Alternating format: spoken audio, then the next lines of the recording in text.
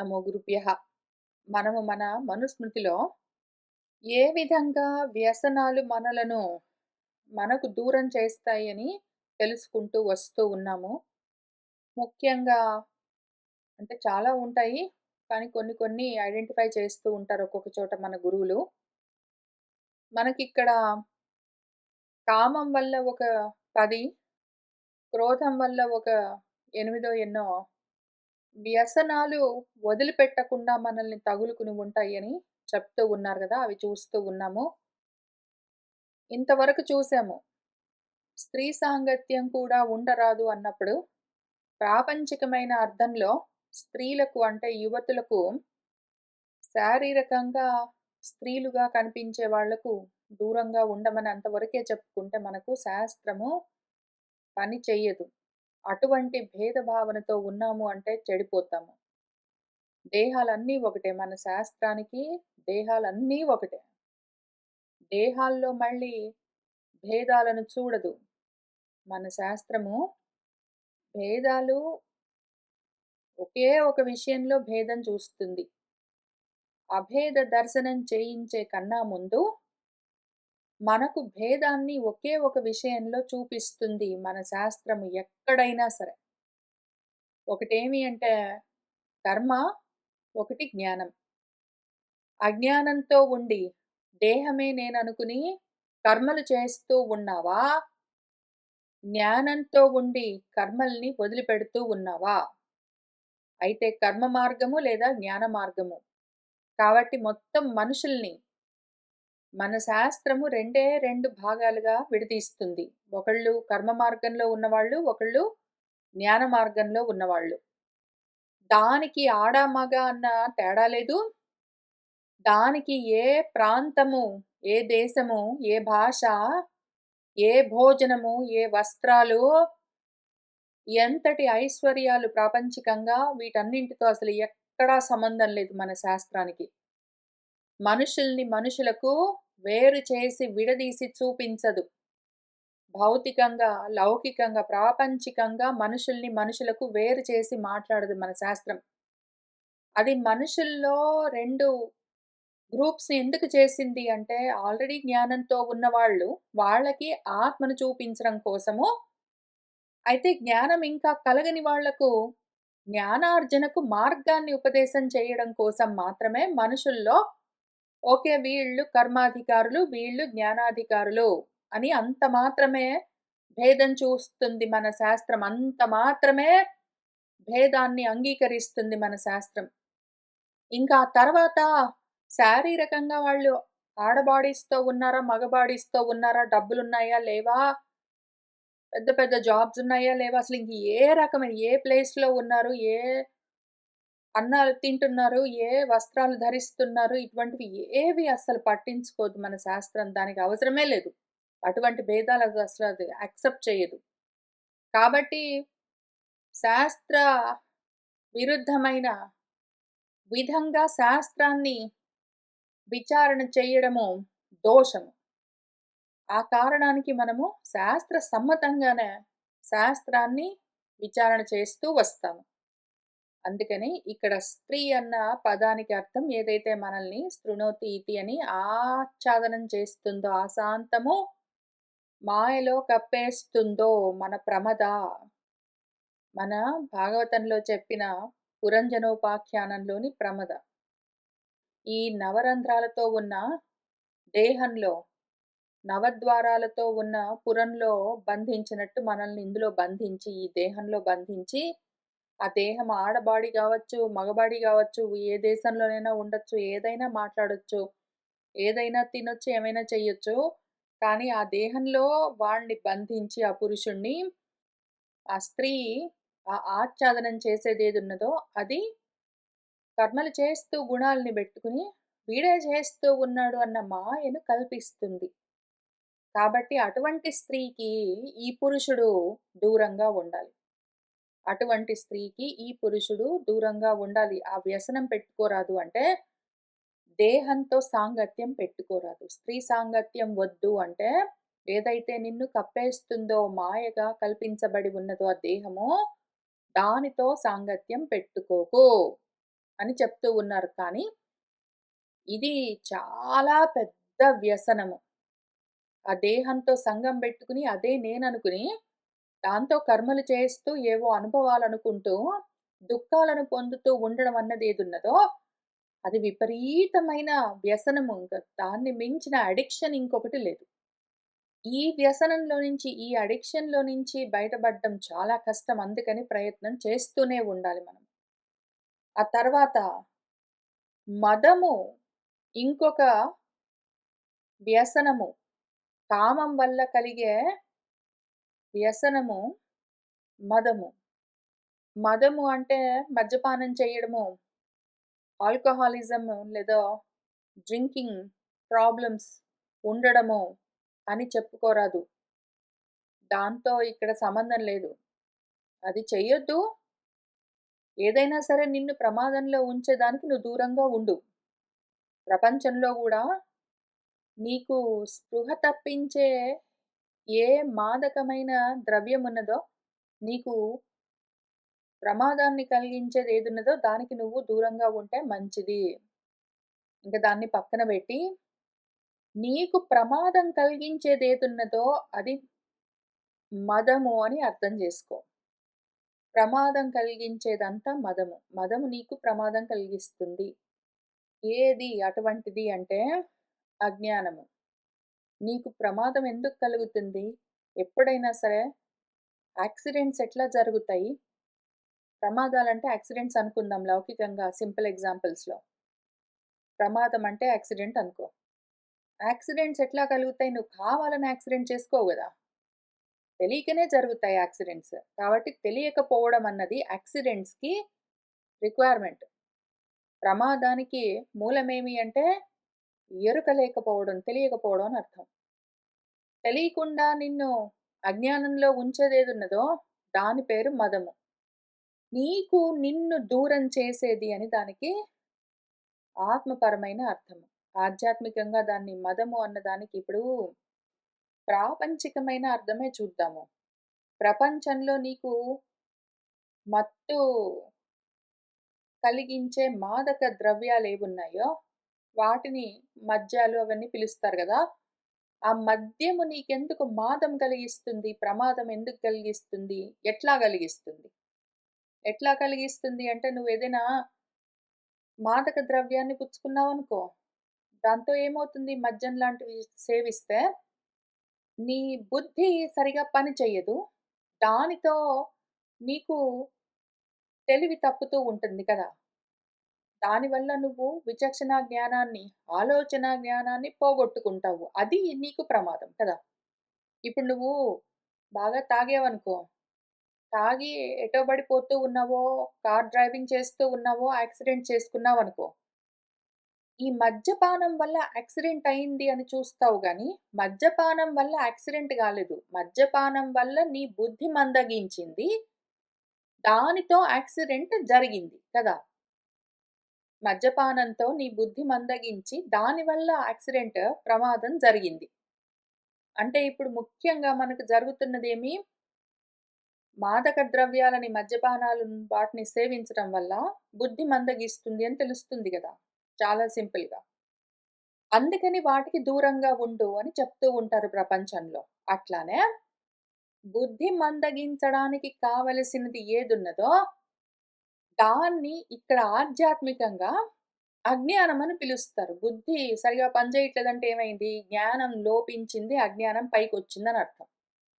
ఇప్పుడు అజ్ఞానం ఎందుకు పైకొచ్చింది అంటే, వాడు అసత్ పదార్థాల్ని సేవించడం. మత్తు పదార్థాల్ని సేవించడం వల్ల బుద్ధి మందగించి వ్యసనము అంటే యాక్సిడెంట్, ప్రమాదం కలిగినట్టు, అసత్ పదార్థాలని సేవించడం వల్ల, గ్రహించడం వల్ల బుద్ధి మందగించి వీడు ప్రమాదం. మళ్ళీ ప్రమాదం అంటే ఏమి? ప్రమాదమే మృత్యువు అని మన సనత్ సుజాతుల వారు భారతంలో సనత్ సుజాతీయంలో చెప్పారు. సనత్ సుజాతుల వారు భారతంలో సనత్ సుజాతీయంలో చెప్పింది అదే విషయము. ప్రమాదమే మృత్యువు అని. కాబట్టి అసత్ ప్రపంచం ఉన్నది అన్న అజ్ఞానంతో అసత్ విషయాలన్నింటినీ గ్రహిస్తూ ఉండడమే నీ బుద్ధి మందగించిపోవడానికి, జ్ఞానము లోపమవ్వడానికి, నీ ఆత్మ నుంచి నువ్వు వేరవ్వడానికి ముఖ్యమైన కారణం. అదే వ్యసనము, అదే యాక్సిడెంట్, అదే ప్రమాదం. దానికి దూరంగా ఉండు. కామం కలిగిందంటే నీ కోరికలుంటేనే కదా! ప్రపంచంతో వ్యవహారాలన్నీ బెట్టుకుని రకరకాల అనుభవాల కోసం మృగతృష్ణలతో నువ్వు పరుగులు బెడుతూ, ఈ ఇంద్రియాలతో ఏవో కోరికలను అనుభవించాలన్న పగటి కలలన్నీ కంటూ, అక్కర్లేని పరివాదాలు, వ్యవహారాలన్నీ పెట్టుకుని, ఈ నిన్ను నీకు తెలియకుండా కప్పేస్తున్న మాయకు లొంగిపోయి, ప్రమాదంలో పడుతూ ఉన్నదానికి కారణమేమి? కోరిక. కాబట్టి కామం వల్లే ఈ మదం గూడా కలుగుతుంది. మదము అంటే అహంకారము, పొగరు, దర్పము అనే అర్థాలు చూడ్డానికి వీల్లేదు. అవి గాదు. మదము అంటే నీకు ప్రమాదం కలిగించేది అని అర్థం. అందుకనే మన వ్యాసుల వారు పురంజన ఉపాఖ్యానాన్ని చెప్తూ, పురంజనుడు ఆ పురంలో జన్మ తీసుకున్నవాడు, ఆ దేహంలో జారి పడ్డవాడెవడున్నాడో, వాడా 9 రంధ్రాలతో ఉన్న దేహంలోకి ప్రవేశిస్తున్నప్పుడు దేనితో పాటు ప్రవేశించాడు? ప్రమదతో అని చెప్పారు. ప్రమద ఒక స్త్రీ అని చెప్పారు. అంటే ఏమి? ఈ ప్రమాదాన్ని కలిగించే మదమేదున్నదో అది, వాణ్ణి పూర్తిగా అజ్ఞానంతో కప్పేసేదేదున్నదో అది, దానికి లొంగిపోయి వాడు వ్యవహారాలన్నీ పెట్టుకుని, ఏదో అనుభవిస్తానని పగటి కలలు కంటూ వాడు జారిపోయాడు అని చూపించి, మళ్ళీ అందులో నుంచి ఎట్లా బయటపడాలి అని చెప్తూ వచ్చారు. కాబట్టి, మదము అంటే ఇక్కడ ఏదైతే నీకు ప్రమాదాన్ని కలిగిస్తుందో, నిన్ను నీకు దూరం చేస్తుందో, అజ్ఞానం పైకొచ్చి జ్ఞానము లుప్తమయ్యే విధంగా నువ్వు నీకు తెలియకుండా పోయేలాగా చేస్తున్నదేదున్నదో, అటువంటి అసత్ జ్ఞానాన్ని నువ్వు దూరంగా ఉంచు. దానిపైన కోరికలన్నీ పెట్టుకోకు.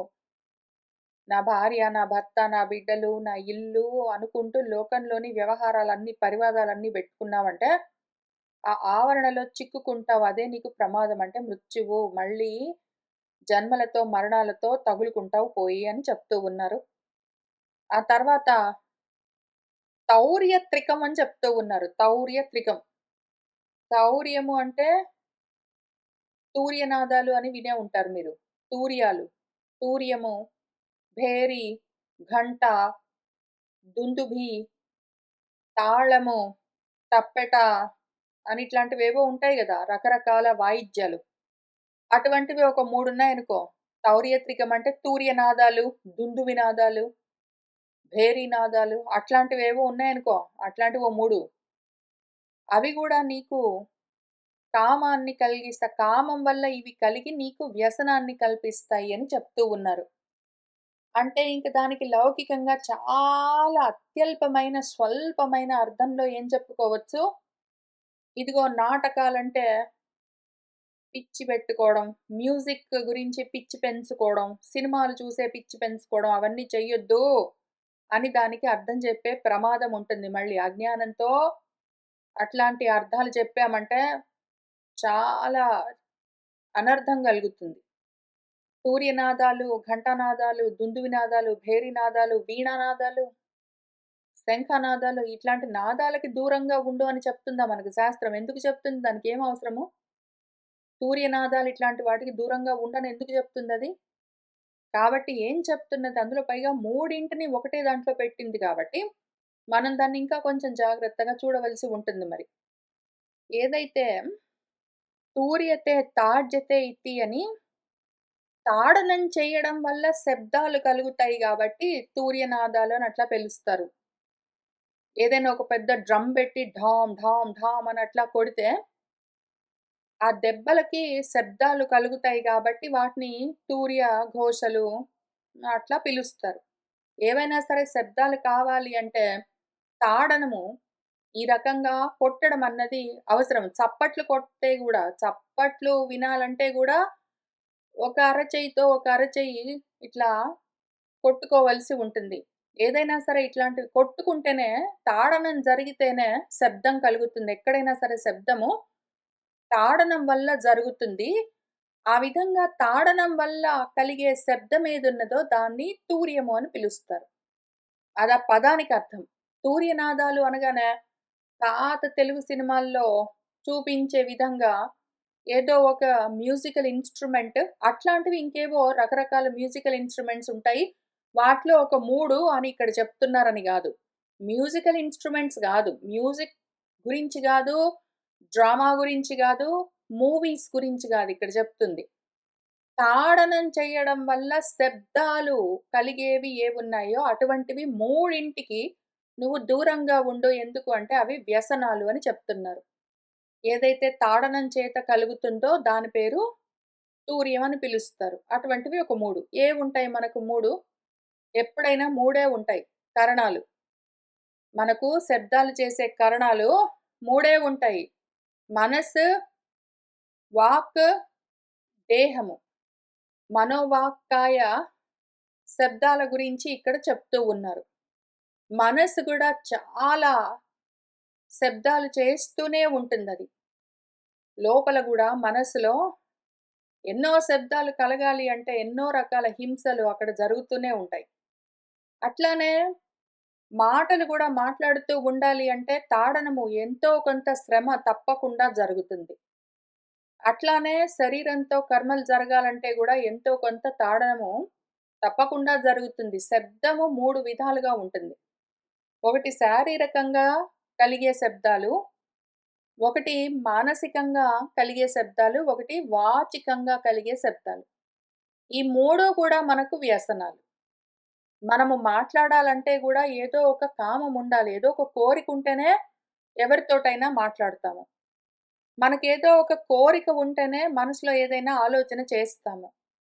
మనకేదో ఒక కోరిక ఉంటేనే దేహంతో, ఇంద్రియాలతో ఏదో ఒక కర్మ చేస్తాము.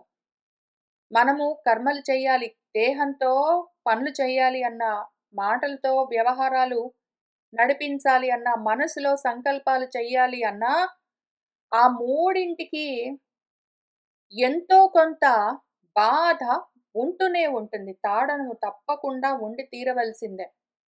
ఇవి వ్యసనాలుగానే ఉంటాయి. మనకు తెలియదు కానీ మనం పట్టించుకోకుండా ఇట్లా ఉన్నాము గానీ, పూర్తిగా వ్యసనంలో ఉన్నాము మనము. రకరకాల వ్యసనాల్లో చిక్కుకుని కోరికల వల్ల. ఎందుకంటే, మనకొకవేళ మనలో కోరికలు లేవనుకోండి, ఇంకెవరితో మాట్లాడము. కాబట్టి ఒక తూర్యము, ఒక తౌర్యము ఆగిపోతుంది వాక్కులు. మనకు దేని మీద కోరిక లేకపోతే దాని గురించి సంకల్పం చెయ్యమింక. దానితో ఇంకొక రకమైన తౌర్యం ఆగిపోతుంది వ్యసనము. మనకసలు ఏ కోరిక లేకపోతే దేనికోసం పని గూడా చెయ్యము. ఏ పనైనా ఎందుకు చేస్తాము? ఏదో కావాలన్న ఆశతోటి చేస్తాము. కాబట్టి ఒకవేళ కోరిక లేకపోతే కర్మ చేయడం అన్నది గూడా ఆగిపోతుంది. ఈ విధంగా 3 రకాల తౌర్యాలు ఆగిపోవాలి అంటే, అసలు వాటి రూట్ కాజ్ కామం ఆగిపోవాలి. త్రికరణాలు శాంతించాలి అంటే, త్రికరణాలు శాంతించకుండా అశాంతితో ఉన్నాయి అంటేనే వాటి పేరు తూర్యము. 3 రకాల తూర్యాలతో మనము తంటాలు పడుతూ ఉంటాము. మాట్లాడడం పెద్ద వ్యసనము. అసలెవరైనా ఇద్దరు కూర్చున్నారనుకోండి పక్కన పక్కనే, కొంసేపు కూర్చుంటే అన్‌కంఫర్టబుల్‌గా అనిపించి, ఏదో ఒకటి అయితే ఏం చేస్తున్నాం? ఏదైనా టీవీ చూద్దామా? ఏదైనా ఇంకేదో ఒకటి మాట్లాడకుండా క్వైట్‌గా కూర్చోవడం. కొద్ది గంటలు కూర్చోమంటే చాలా కష్టం అనిపిస్తుంది ఎవరికైనా. పోనీ ఒకవేళ పక్కన మనిషి ఎవరు లేకపోతే కొన్ని గంటలు క్వైట్‌గా కూర్చోవాలి అంటే, మనసులో అయినా సరే ఏవో ఒక భావాలు కదులుతూనే ఉంటాయి. ఒకవేళ మనసులో గూడా ఏ భావాలు కదలకుండా, బయటెవరితో వాగకుండా ఊరికనే కూర్చున్నాము అంటే, దేహమైనా సరే కదులుతూనే ఉంటుంది. ఏదో ఒక రకంగా ఈ త్రికరణాలు కదులుతూ ఉండడము, కర్మలు చేస్తూ ఉండడము, మాట్లాడుతూ ఉండడం, ఆలోచించడము, ఇటువంటి శబ్ద ప్రపంచానికి దూరంగా ఉండడం అన్నది చాలా తక్కువ. అసలు అవకాశం చాలా అత్యల్పము. కాబట్టి శబ్ద ప్రపంచం 3 విధాలుగా ఉంటుంది. అది గూడా మొత్తం కామం వల్లే కలుగుతుంది. ఒకవేళ దాన్ని ఉపసంహరించావంటే, అవి ఉపశాంతించాయంటే, అవి శాంతించాయంటే అది మౌనం. కానీ అవి పెద్ద వ్యసనాలు. కష్టం ఆగడం, కుదరడం. మామూలుగా ప్రయత్నం లేకుండా జరగదు. ఆ తర్వాత వృధాగా అటనము. అక్కర్లేకుండా అటు ఇటు కదలడం ఏదున్నదో, ఏమి తోచట్లేదు అందుకని మీ ఇంటికొచ్చాను. ఏమి తోచట్లేదు అందుకని ఏదో వెకేషన్‌కి వెళ్తున్నాము. ఏదో వృధాగా అటనం చేయడం, అటు ఇటు తిరగడం అన్నది ఒక పెద్ద వ్యసనము. ఊరికనే కూర్చోవడం చాలా కష్టము. లేచి లేచి పోతూ ఉంటుంది మన దేహము. దాంతో పాటే శరీరం కదులుతూ ఉన్నది, లేచిపోతూ ఉన్నది, నడుస్తూ ఉన్నది అంటే దాంతో పాటే మనసు గూడా కదిలిపోతూనే ఉంటుంది. ఆ 2 కదులుతూ ఉన్నాయంటే వ్యవహారాలు జరుగుతూనే ఉంటాయి కాబట్టి మాటలు మళ్ళీ బయలుదేరుతూనే ఉంటాయి. నువ్వు ఈ వృధా అటనలన్నీ ఆపేసావంటే వెంటనే దేహేంద్రియ మనో సంఘాతమైన మొత్తం అంతా గూడా ఉపశమిస్తుంది. చేయగలిగితే చెయ్యి. కానీ వృధాగా అసలు మరి ఇంకా కొంచెం చూద్దాము. ఈ రూమ్‌లో నుంచి ఆ రూమ్‌లోకి ఏదో ఇంట్లో నుంచి పక్కూళ్ళోకి అంత మాత్రమే అటనం గాదు. దేహాల్లోకి వృధాగా వస్తూ పోతూ ఉన్నావా లేదా నువ్వు? అక్కర్లేకుండా, వ్యర్థంగా. ఏదో దేహానికి అటు ఇటు కదలడము, ఎటో వెళ్ళడము, ఏదో చెయ్యడము, దానికి ఒకవేళ ఆ ప్రమాదం ఒకవేళ ఉంటే ఉన్నది. నీకేమి ప్రమాదం కలిగింది? నీకెందుకు ఈ మదము? నువ్వెందుకు ఈ దేహాల్లోకి అదే పనిగా వస్తూ పోతూ ఉన్నవి? వృధా పర్యటనలన్నీ ఎందుకు పెట్టుకున్నావు? దేహంతో నువ్వు ఒక దేశం నుంచి ఇంకొక దేశానికి వెళ్ళే పర్యటనలు వృధా అనుకుంటే, అంత మాత్రమే గాదు మన ప్రాబ్లమ్ ఇక్కడ.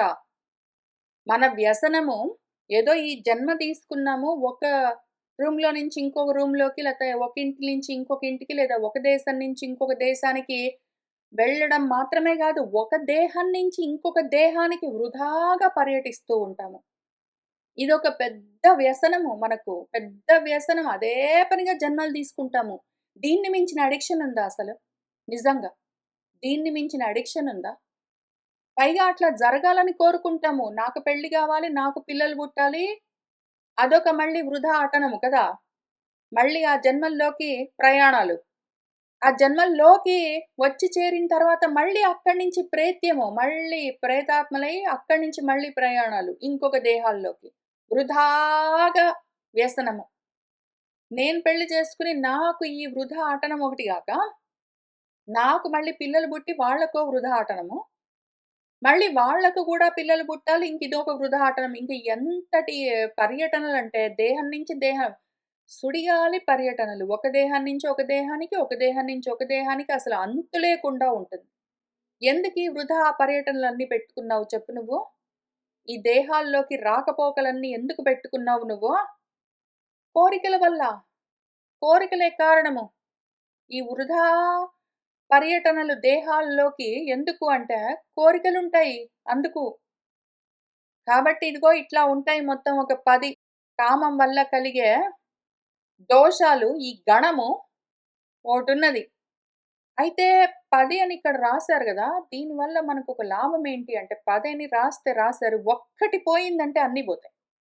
మనకు ఉన్న ఫెసిలిటీ ఏమి అంటే ఇందులో ఏది ఒక్కటి నశించినా మిగిలినవన్నీ మాయమైపోతాయి. నీకు మృగతృష్ణ లేదనుకో ఫర్ ఎగ్జాంపుల్. ఏదో కావాలి అని ఎండమావుల వెంట పరుగులు పెట్టడం మానేసి ఇంట్లో కూర్చున్నావనుకో, వస్తే తింటావు లేకపోతే లేదు సప్పుడు చేయకుండా ఉన్నావనుకో, ఇంకా ఇంద్రియాలతో రమించడం ఉండదు, పగటి కలలు కంటూ ఉండడం ఉండదు, నీకు వ్యవహారాలు లోకంతో ఉండవు, నిన్ను ఏ అజ్ఞానము కప్పేయదు, నీకే ప్రమాదము కలగదు, నీకు ఈ తౌర్యత్రికము బాధించదు. బాధకాలు ఈ మూడే బాధకాలు.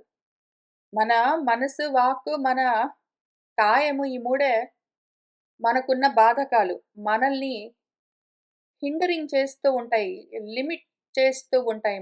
పరిచ్ఛిన్నం చేస్తున్నవి. ఇదొక్కటి లేకపోతే మృగతృష్ణ లేకపోతే ఇవి కూడా ఉండవు. త్రికరణాలతో చేసేదేమీ లేవు. త్రికరణాలు ఉపశమించి ఉంటాయి. ఇంకా వృధా అటనలుండవు. దేహాల్లోకి రాకలు, పోకలు చూసావా ఆగిపోతుంది. లేదా పోనీ అక్షములతో, ఇంద్రియాలతో రమించడం ఆపేసావనుకో, ఇంకా అందుకోసం మృగతృష్ణల వెంట పడిపోవడం లేదు, పగటి కలలు లేవు, ఇంకేవి లేవు, వృధాగా జన్మలు తీసుకునే అవసరం రాదు. అట్లానే వృధాగా జన్మలు తీసుకునే అవసరం రాకుండా నువ్వు జ్ఞానాన్ని పెంచుకున్నావనుకో మిగిలినవన్నీ లేకుండా నశిస్తాయి. ఈ విధంగా ఎక్కడో ఒక్క దగ్గర ఈ చైన్ నువ్వు కట్ జేసావంటే, మళ్ళీ ఈ వృధా అటనము, దేహాలు ధరించడము, ఇంకా తౌర్యత్రికాన్ని బెట్టుకొని, ఆ త్రికరణాలను బెట్టుకొని కర్మల్ని చేయడము. ఆ త్రికరణాలు పెట్టుకుని కర్మలు చేస్తూ ఉంటే అవే నీకు పాశాలై మళ్ళీ మళ్ళీ ప్రమాదాన్ని కలిగిస్తూ ఉండడము. ఈ ప్రమాదంలో పడి నువ్వు ఆ మాయలో కప్పబడిపోయి నిన్ను నువ్వు తెలుసుకోలేక నిన్ను నీకు దూరం చేసుకొని అందుకని ఆ సత్తుకు దూరం అవ్వడం నీకు నువ్వు దూరం అవ్వడం చేత సత్కు దూరం అవ్వడం చేత అసత్ వ్యవహారాలన్నీ బెట్టుకుని రాత్రి స్వప్నావస్థలో, పగలు జాగ్రత్తావస్థలో ఇంక అన్ని రకాలుగా నువ్వు స్వప్నాలు కంటూ, నీ ఇంద్రియాలతో రమించడం కోసం ఆశలన్నీ కోరుకుంటూ మృగతృష్ణతో ఉంటావు. ఒక్కటి తప్పించుకున్నావంటే మిగిలినవన్నీ తగ్గిపోతాయి. మిగిలినవన్నీ నశించిపోతాయి. లేకుండా పోతాయి. మళ్ళీ జన్మలుండవు, కర్మలుండవు, దుఃఖాలుండవు నీకు. అంత లాభముంటుంది. కామం వల్ల ఒక్క కామం ఉంది అంటే ఇన్నొచ్చి చేరుతాయి. కాబట్టి జాగ్రత్తగా ఉండు అని చెప్తూ ఉన్నారు. ఇవాల్టికి ఇక్కడికి ఆపుతాను. వచ్చే వారం వచ్చి కూర్చుని, క్రోధం వల్ల ఒక గణము మనలో వచ్చి చేరుతుంది. మనము రకరకాల గణపతులమై ఉన్నామిప్పుడు. మనము రకరకాల గణపతులమై ఉన్నాము. అయితే ఈ గణాన్ని మనము ఎట్లా భేదించి మన స్థితికి చేరుతాము అని చూసుకున్నాం గదా! ఇప్పుడు ఈ గణాన్ని అసలు ఈ గణం ఏంటో చూద్దాము ముందు. కోపం వల్ల మనకు కలిగే గణమేంటో జూసి, ఒక 8 ఉన్నాయి. అవేంటో అర్థం చేసుకొని అందులో నుంచి బయటపడే మార్గాన్ని గూడా మనం విచారణ చేద్దాం. మనం గణపతులమయ్యి ఇక్కడ కూర్చోవడానికి వీల్లేదు. మనము ఆ గణాలను దాటి వాటిని మనలో లయం చేసుకొని మన స్థితిలో ఉండడం అత్యవసరము. కాబట్టి చూస్తూ వెళ్దాము. శుభం భవతు.